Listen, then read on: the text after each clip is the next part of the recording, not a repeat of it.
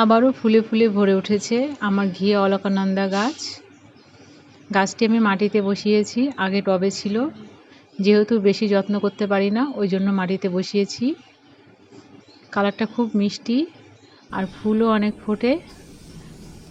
এই গাছটি কিছুদিনের আগের যে ঝড়টা হয়েছিল ওই ঝড়ে ভেঙে গেছিলো, আবার ডালপালা বেরিয়েছে, ঝাপও হয়েছে অনেক, আর এখন কুঁড়িও হয়েছে, ফুলও হচ্ছে প্রচুর। কেউ যদি এই গাছ বসাতে চাও, তাহলে যদি মাটিতে বসাও তাহলে এর কোনো যত্নআত্তি কিছু লাগবে না, শুধু ছেটে রাখলেই হবে। প্রচুর ফুল দেয় মাটির গাছে। আর যদি টবে বসাতে পারো তাহলে একটু যত্ন করতে হবে, ফুল হবে কিন্তু একটু যত্ন লাগবে। যারা বেশি যত্ন করতে পারে তাদের অনেক ঝাড়ও হয়, ফুলও হয় প্রচুর। আর যারা আমার মতো সময় পাও না, বেশি যত্ন করতে পারবে না, তাদেরও ফুল হবে কিন্তু একটু অল্প হবে।